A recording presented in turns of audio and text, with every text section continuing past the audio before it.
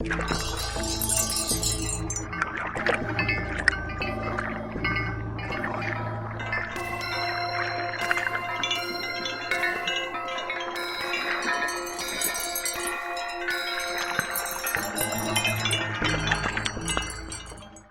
name is Mario de Vries and I'm your host today.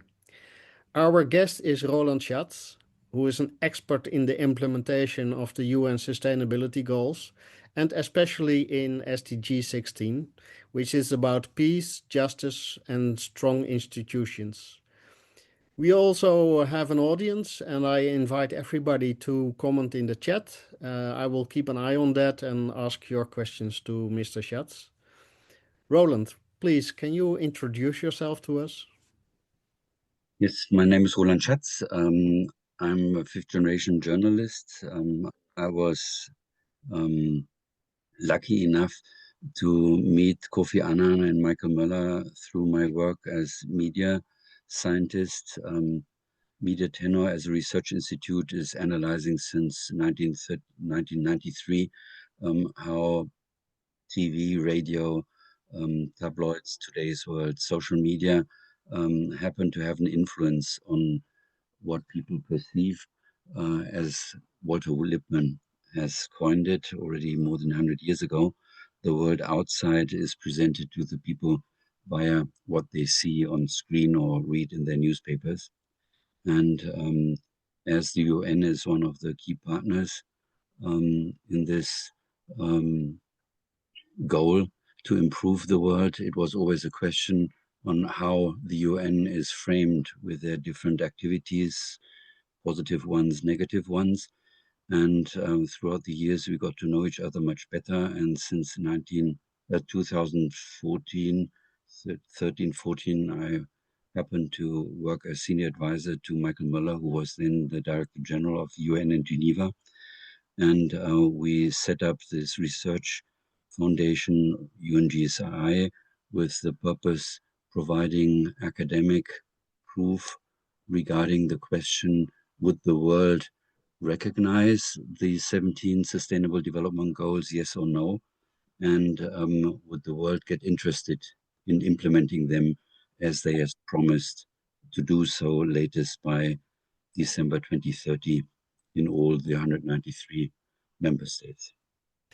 In your presentation that you are showing to us right now, you ask if the glass is half empty, half full, or broken. Can you please explain what you mean with that statement?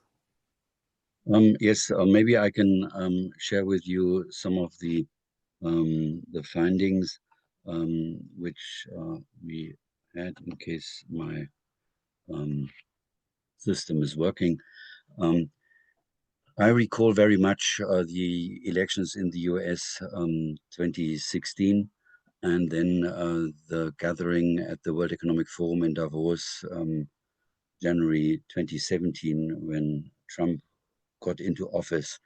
And I received a lot of questions regarding, is now everything over before it even started, with Trump in White House, who is clearly outspoken against not only the SDGs in general, but clearly in regards to climate and SDG13.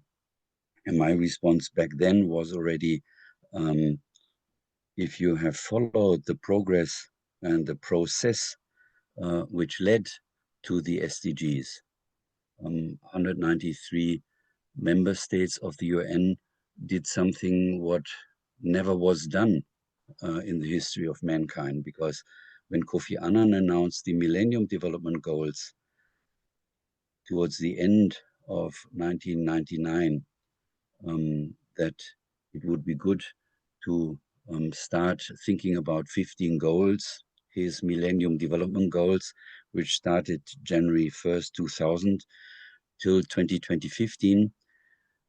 You might remember some of them.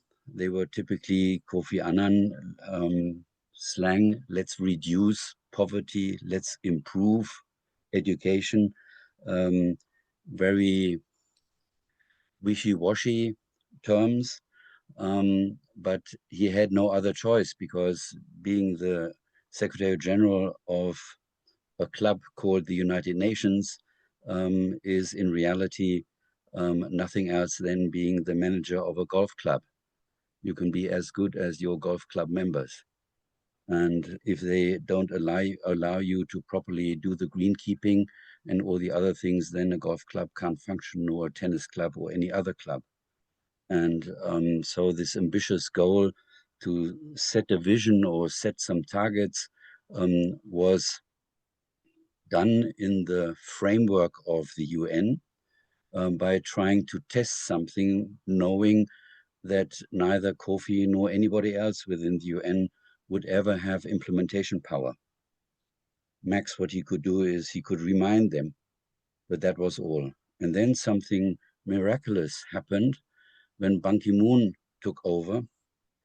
He didn't come up with his own process and his own ideas. He very much continued in this path of the Millennium Development Goals. And by 2008 and 2009, he started to ask the members, well, what do you think we should do once we reach January 1st, 2016? Because Kofi Annan had set this goal for 15 years. Are we then dropping the ball? What would be your idea? And the member states said, no, we follow the trends, we follow the development, and we all can see that the world is moving, in contrast to the negative headlines in the media, the world is moving in towards a good direction. Let's keep on this path. And then Ban Ki-moon did something which was not really recognized, and where he deserves all the credit, and he should get on an ongoing base our thank you. He said, well, if we continue with something like this time or the next time, it should be you, the club members, defining what you want. Because we as the UN, we can tell you a lot. It's 10 times better if you, the member states, define what you want. And with this, he started a fascinating discourse among the 193 member states, which took more than 6 years.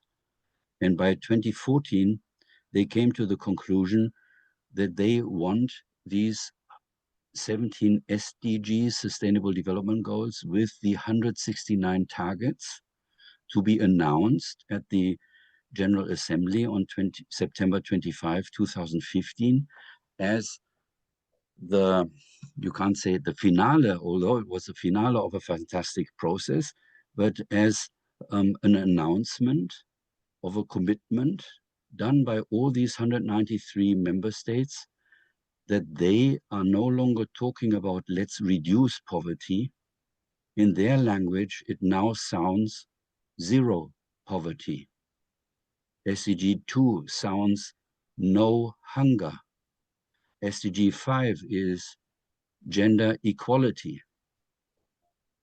There's nothing left over from Kofi Annan, let's move towards or let's try.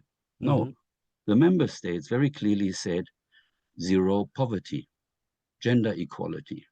Plus, with their 169 targets, they are extremely precise what this means, gender equality, or what does it mean with nobody is left behind. And we all, in big surprise, we had not thought that all these heads of states would stand up and declare, yes, these countries, are going to do it by December 2030. So two things happened in the same moment. An agreement on same targets all over the world, no matter what type of government these heads of states represent, whether these were democracies, whether they were dictatorships, whether they were religious connected, or whether they are agnostics. 193 member states from all over the world agree on the same targets. Unheard of, never done before. Now, number two, they agreed on a clear timestamp. They didn't say, inshallah, maybe if we are all great in 50 years. No, they said December 2030.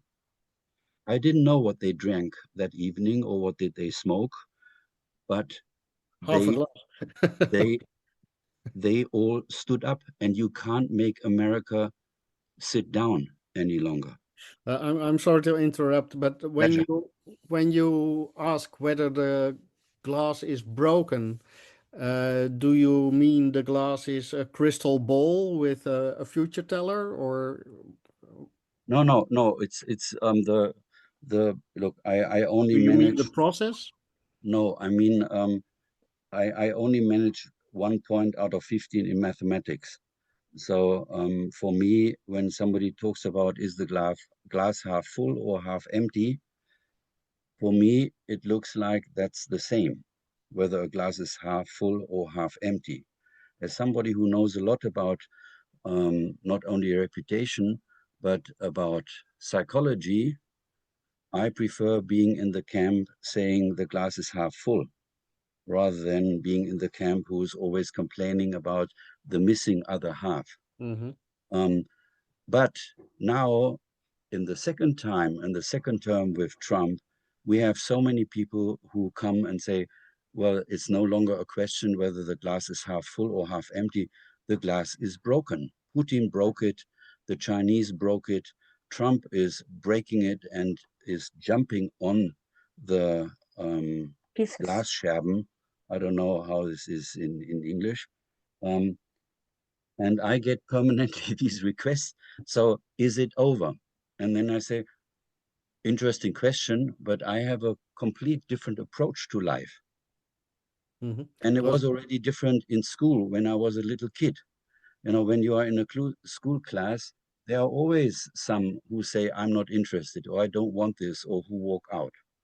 Does this mean that school is over, that fun is over, or that pain is over when few stop? And yes, if the big boys declare something for over, it's a little bit more tempting to stay and continue. But let me lead you to my reality. And then, hold on 1 second, because I think Rosanna wanted to ask a question. No. It was okay. Okay. No, it's okay. Thank you. Okay. Follow on. Yeah. Um, so yes, before we go into the analysis, at some point you make a statement that the decline in public awareness of climate issues is evident beyond the US. Can you explain more the comparison to the US in this respect? may I suggest that we first go and All right. Okay. explain a little bit the methodology before we look at the results, because that then helps better to understand from where I'm coming. So just 30 seconds on the methodology. My team is analyzing since 1993 every single TV primetime show in America, in UK, in Germany. We are reading the so-called opinion leading print media. We follow social media. And with this approach, when I say we watch everything and we categorize everything, I literally mean everything. This can't be done by AI. It's trained analysts, human beings who follow, and this is what you see in your screen, a certain code book, which means nothing else like cleaning the table after a fantastic dinner. Now, if you have on your table, you have glasses, you have food, you have a lot of things on your table, and then somebody has to empty it. And this is how we do media content analysis. We read newspapers, we watch TV story by story, and there we look into the question, which humans are shown? Are they politicians? Are they entrepreneurs? Are they kids? Who are they? What subject is presented? Which region, which nationality is seen? Which time frame? Are they talking about today? Are they talking about the past? Which past? As a German, is it the Nazi time? Is it maybe from the Brits another time frame? So we are very precise in cleaning up, analyzing every aspect of this report, and only when all these aspects of the report are categorized by our human analysts, then we move on to the next text, to the next story in the primetime news of BBC or France TV or Spanish, etc., etc. We know as humans, we tend to make mistakes. How can you make sure that these analysts come to the same results. Very simple. We give a certain amount of 10 reports to all our analysts, and we ask them in a given time to do this analysis. They all have the same text, the same codebook. And like this, you get a clear understanding of the intercoder reliability. Are all team members seeing the same topic, defining the same country? Are they clear on positive, negative, etc., etc.? And this is called the intercoder reliability. And my team, since 1994, has a coder reliability test result. As you can see, it's an old chart from quarter 2, 2024. I should have updated it to the second quarter, 2025, but we usually are going around 88 to 93% of intercoder reliability. That sounds impressive. I'm not that much interested in it because we all remember our times at school. In a test, you are more focused.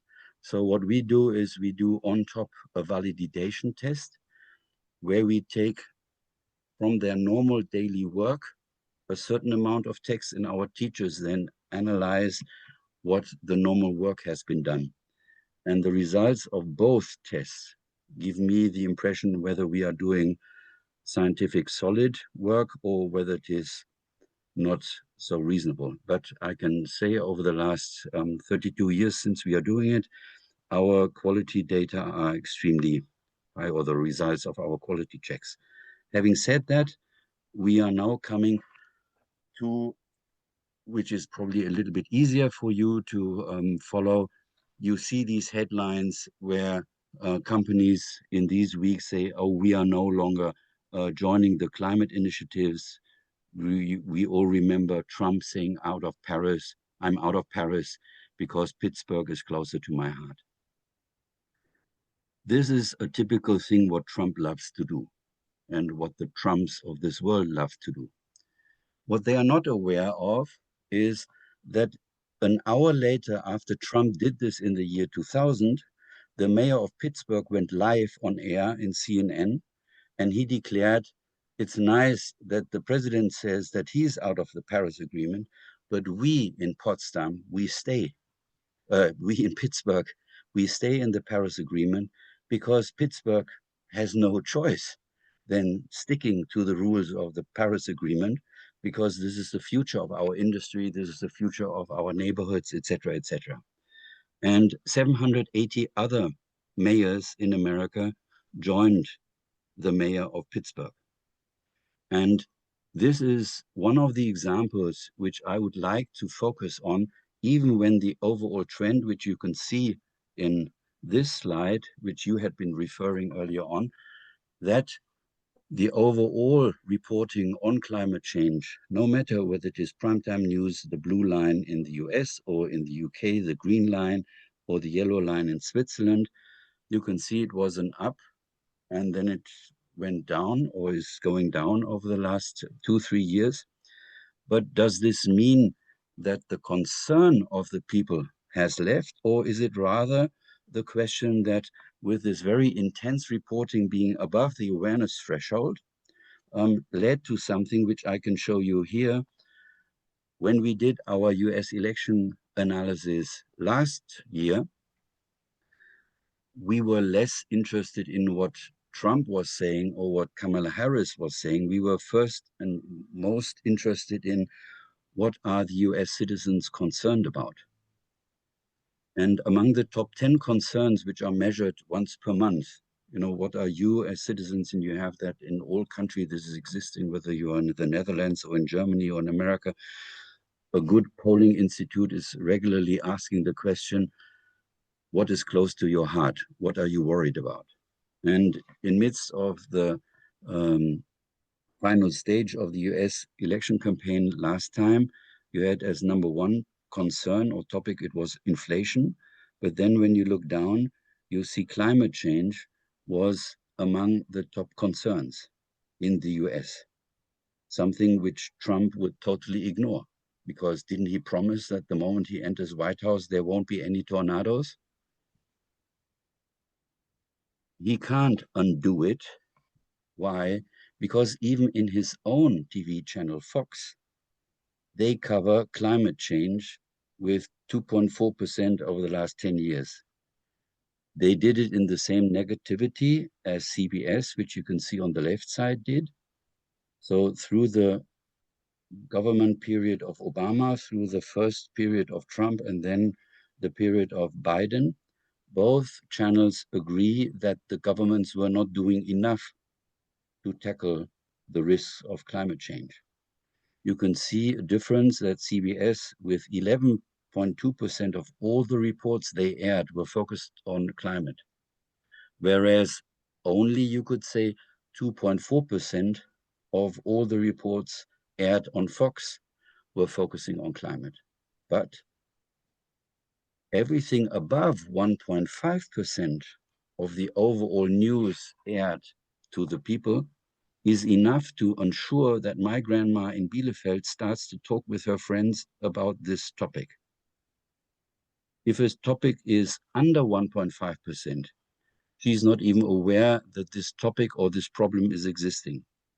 But everything above 1.5% is enough that they start communicating. And therefore, where did the 1.5% come from? the 1.5% is one of our fundamental research at Media Tenor, which we developed or which we recognized a few years after we started with this work, because we were curious that certain events happening not certain events, that's the wrong term, certain results in public opinion polling were not surprising us because we saw them in our media data strongly enough. So when 2 weeks later, the pollsters were saying, oh, this is the opinion of the Germans, or in Switzerland, they had an election or referendum against minarets. And we would go already on Friday. The referendum would take place on Sunday. 2 days before the referendum would take place, I would go public by saying what the Swiss are going to decide 2 days later, because with our data, how the Swiss were informed, it became clear that they would not vote for an additional minaret when 60 or 70% of all the news related to Islam were negative. So with this research, we are very solid that as long as a story or an issue gets more than 1%, 1.5% of all the news coverage, then we know this topic is starting to be debated among the people. And then it's a question like here, you see it's all negative. So you don't need to be somebody having a crystal glass, as you said earlier on, to know in which direction the people will then move. Mm-hmm. You also say that the American public is not well informed about the impact of the trade tariffs. Could it not also be the case that they just don't care? That they know it's going to be bad for the next 2 years, but after that, their belief is that the position of the US will be much stronger than it is today. So actually, my question is it not Europe that lies about the impact of the tariffs?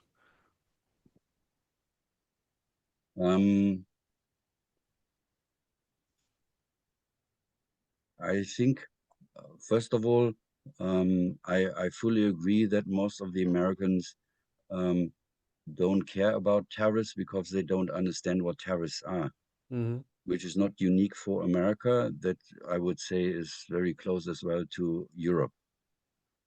Furthermore, as an American, you are surprised that there is life outside of America, that Americans even have contracts with others, because the outside world, so everything outside of America, is more or less not existing for Americans. Germany is ranked 68 out of all countries getting visibility. The foreign world in US primetime news gets max 20% of all the news. They don't know that Europe exists. If I tell you, or if I ask you, how many Americans do you think have a passport? It used to be only 10%. True. How many of the members of Congress in America have a passport?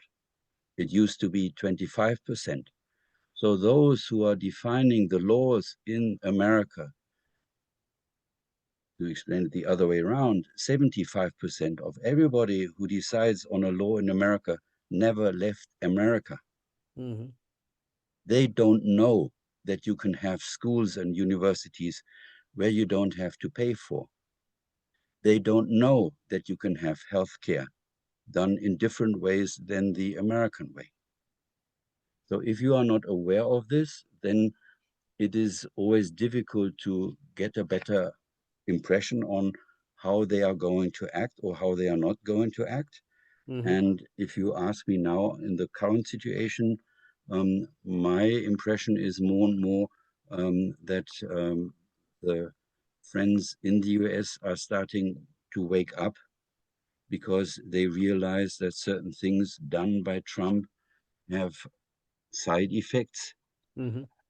which they are not aware of. For instance, closing down US aid, because why should we give American taxpayers money to the rest of the world, which we do not even see in our evening news? The reality is, and that is not different to German foreign aid or Dutch foreign aid mainly goes into national companies. So the foreign aid of the US is agriculture goods, then sent to the rest of the world where people are starving. But first, this is a contract for American farmers. With the cut of foreign aid, American farmers no longer had contracts. Mm-hmm. They no longer made money.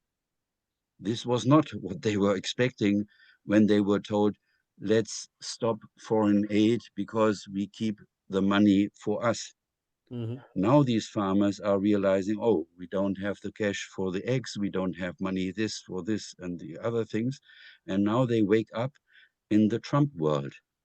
Yeah. But this Yeah. world was caused not by Trump, this world was caused by colleagues of mine 20 years ago when CBS, ABC, NBC, as well as New York Times and other newspapers decided to present to the Americans the world in the way how they had presented it to them, which was Mm-hmm. only one side of the reality, which was the democratic politics perspective.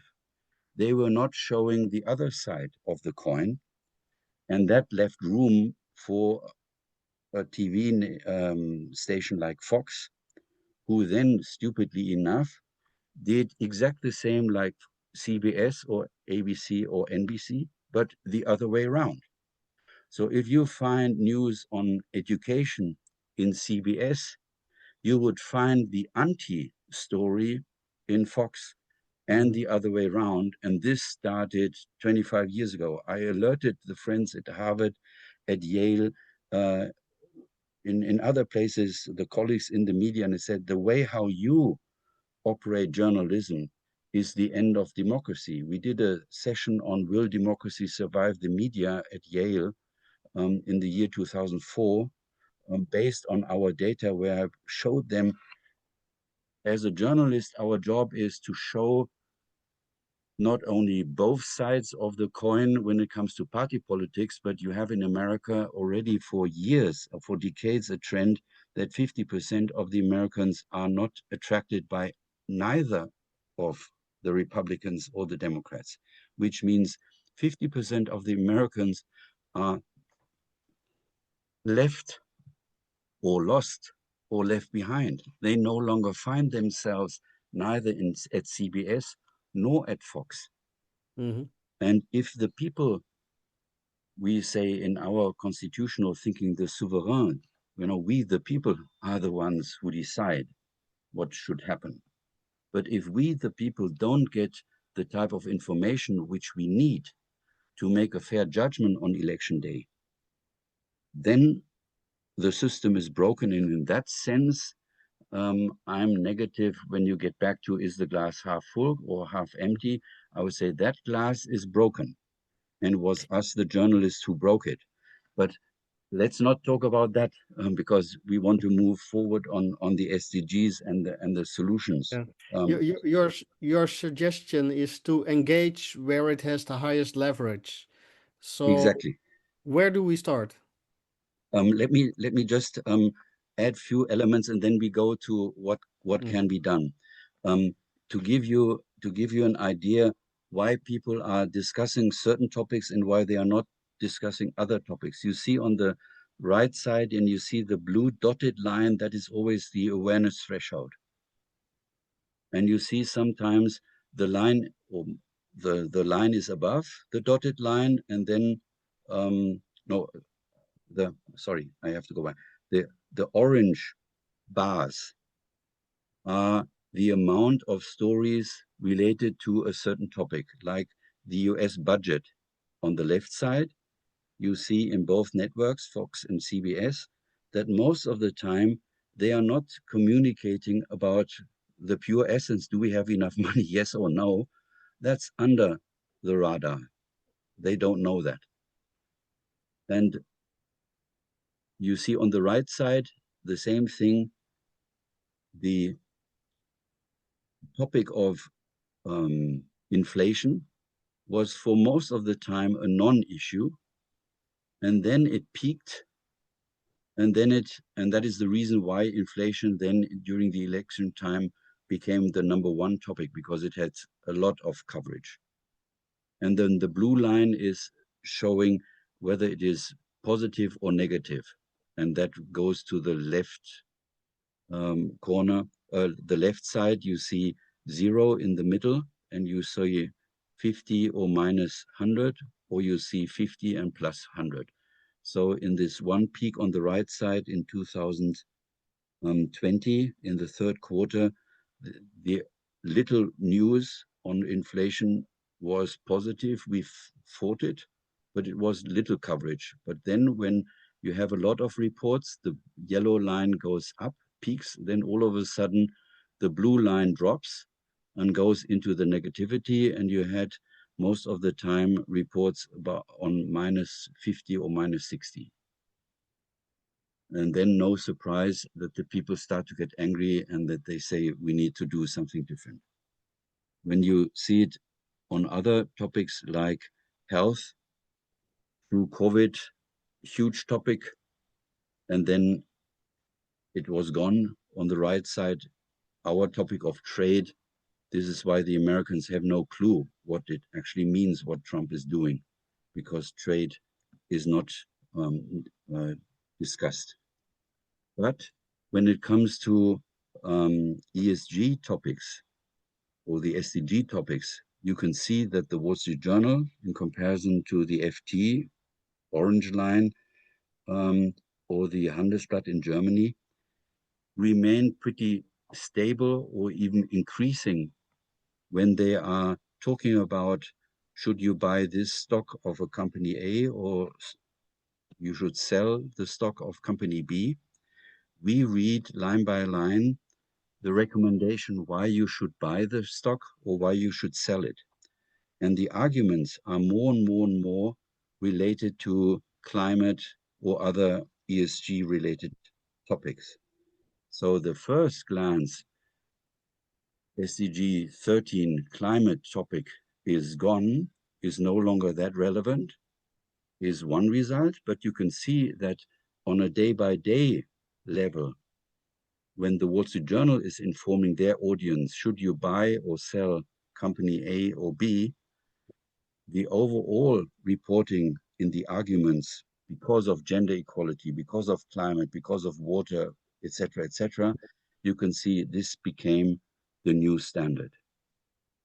So where is now the point where we see leverage and where we can get a better understanding whether what Trump is declaring has an impact on our world or others? And this is what I want to share with you, and which is the reason why I'm still amazing or intensively optimistic, because at the end of the day, politics is one aspect of life. What companies are doing has a much higher impact on people's life, because if these companies continue having employees, that's a reality people can rely on.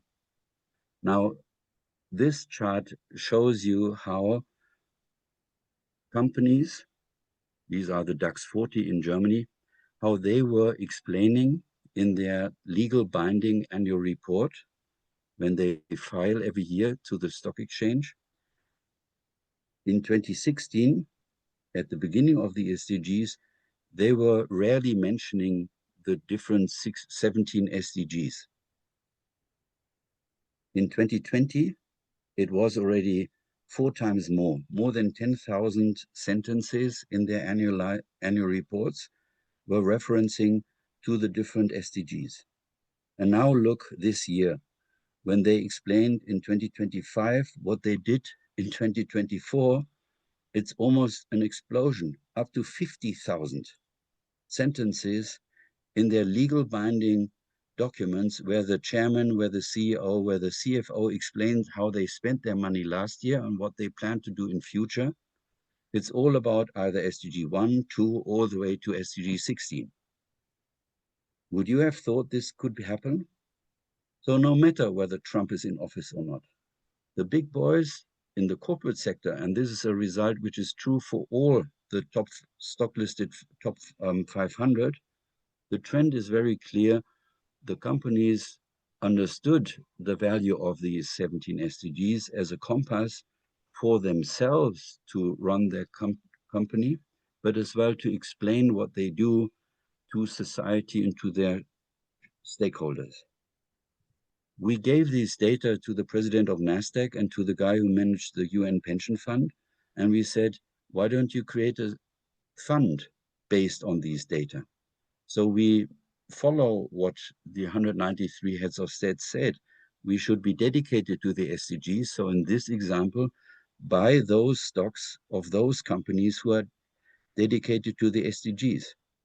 And this result shows you, since it started in 2016, we outperformed the MSCI World or other comparable indices year by year, no matter if the markets went down or whether they went up. The overall result was better if you took the SDG commitment of these stocks as one of your guiding principles for investments or not. Mm-hmm.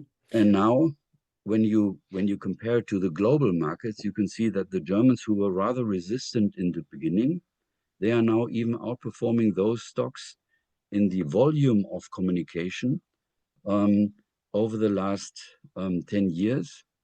And the reason why I'm doing it is because I believe that people, no matter whether they are managers or if they are pupils or whether they are students, they want to see who is dedicated to what.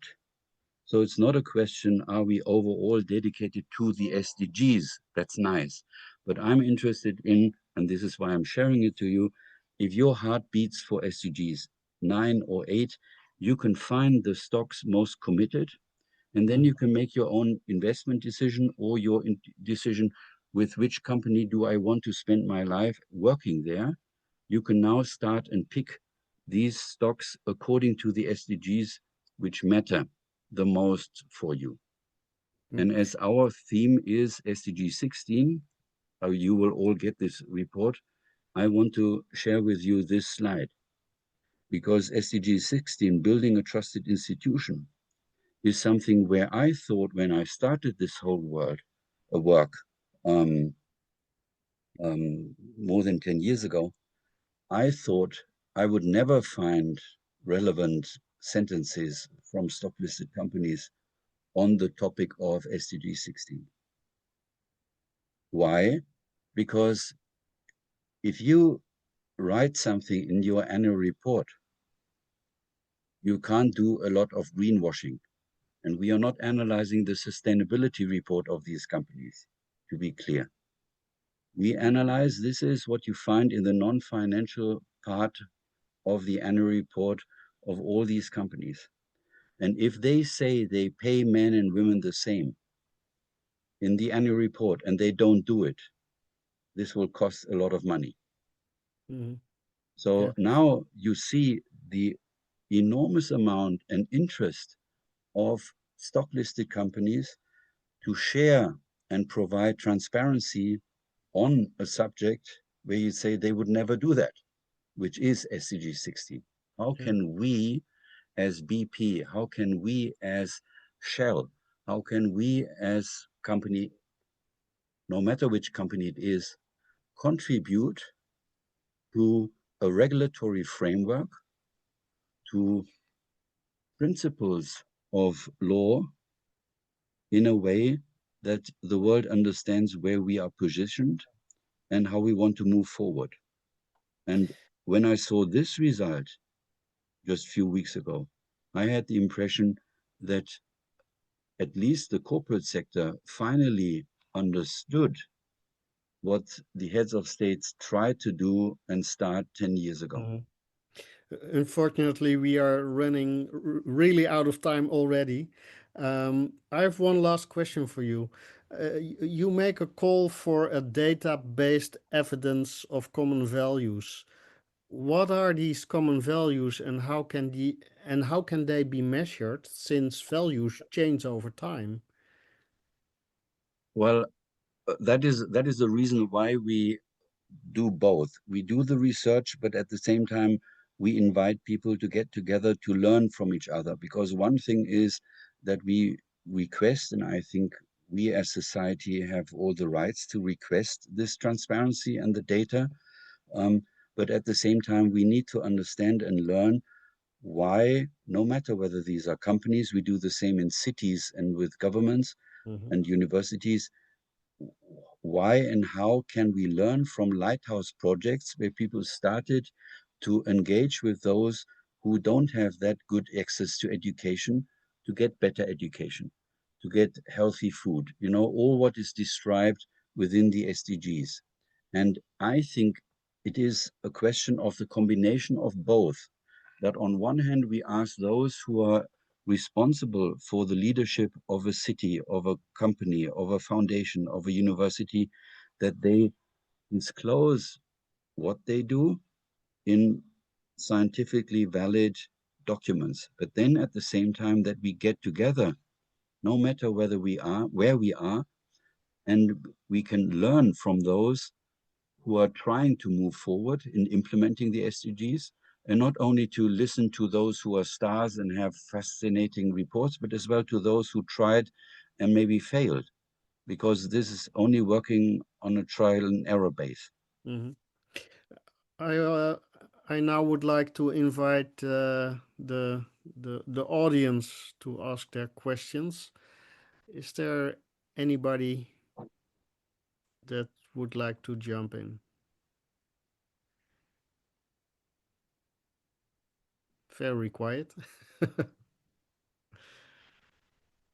Okay, then, Mr. Schatz, please share your final thoughts with us. And Well, I can share with you one example, because as you can imagine, I'm traveling a lot around the different continents, and from where I take my optimism is one example. We started to set up SDG cafes in little towns or around the world. Just colleagues came back from India where they are doing it as well in rural areas.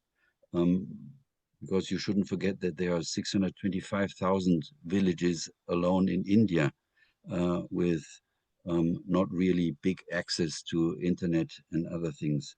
But the people there are as well interested in the SDGs, because the SDGs are providing them very simple, realistic measurements and suggestions how their lives can be improved. And what fascinated me the most is that we've worked in a nice way with schools where you have pupils in the age of 16, 17, 18, to whom you don't need to explain a lot what the SDGs are about. They understand in a second what it means, zero hunger. or gender equality. And then I present to the class which are the 3 out of the 17 SDGs which are closest to your heart. And what is most important, and what would you like to do? And the kids start writing about it, they make their suggestions, and then we, in case the kids are interested in doing that, they start an SDG club at school and they learn with their teachers. And in the moment they decide to move on with 3 of the 17 SDGs, we connect them with the local mayor.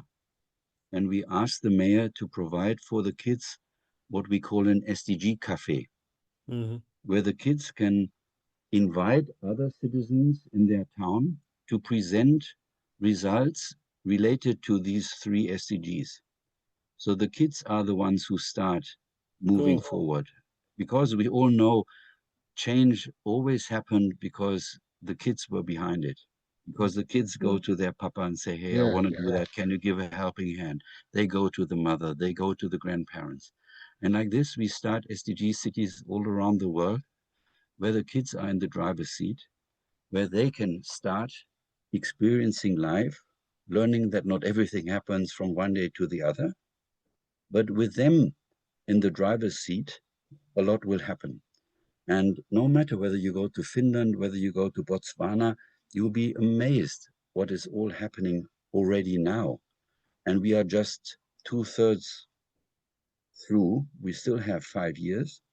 And that is what we are going to discuss in San Marino in October, to learn from those lighthouse projects which are existing all over the world, and understand what we need to do in order to move forward with acceleration, because that is what we now have to start in 2025 to 2030. Matthijs? Yeah, I was going to say, I'm a bit speechless because I'm very inspired by many things you say, but this very concrete, like I love this idea of like a cafe and like local and young people. Are these cafes connected to each other? Because I think between small towns and maybe bigger towns, and there's so much, and then young people getting together. We are working on this SDG. We run into this, but we're close to our mayor, and then kids from maybe a city like Amsterdam. There's so much learning and best practice to be shared. How did you deal with this negotiation with the city council, stuff like that?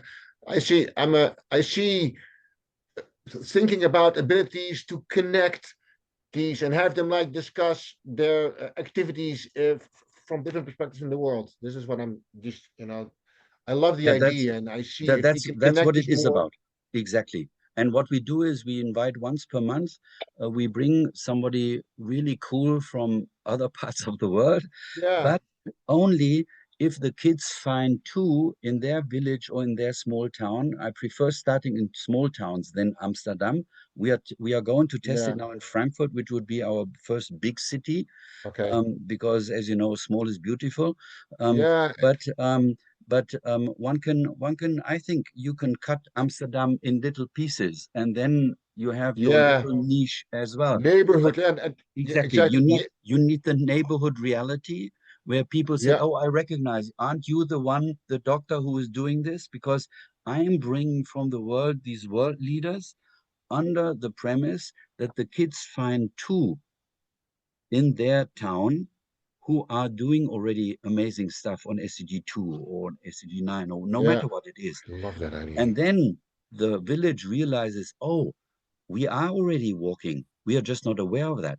Because there's this wonderful sentence by the former CEO of Siemens. He used to say, if Siemens would only know, if Siemens would know what the Siemensianer are doing, Siemens would be 10 times better. And I translated that into our SDG Cafe program. The first SDG Cafe is in the city of Kronberg. Say, if the Kronberg guys would know what the Kronberg others are doing, Kronberg is 10 times more lovable and livable. And I believe that too, And the mindset in Kronberg has changed from minor to major. I'm a musician, so it's from Moll to Dur. Because, and that is why I'm saying the glass half full or half empty, mathematically, it's the same. Yeah. It's a gigantic difference if you are Yeah. able to be with people who say, hey, the glass is half full. How cool is this? And if I do Yeah. one more drop, then we are close to 51%, 10 times nicer than arguing that we are still missing and missing here, missing there. Yeah. Yeah. But we need That's an unbroken glass. exactly. And so yeah, not thank And it you. works. There's many ideas triggering in my head now, but And you find a lot if you just go on the website www.ungsi.org. You find a lot of videos. You can see the kids explaining how the SDG cafe is working. You see other yeah, things, like how we find can ways help to each other. and connect them and create stuff from there. I love that idea and kind of Yeah. like change the world under the radar, as it were. Exactly. Yeah, we don't. Yeah. I couldn't care less who is Trump. I Yeah, got exactly. raised by Yeah. my father. You know, he always said, "Yeah, and who's the German chancellor? Does that mean anything to my life?" He was editor in chief of the city in Bielefeld. To say, we in Bielefeld, we need to get our work done in Bielefeld. If the Yeah. chancellor is useful, nice.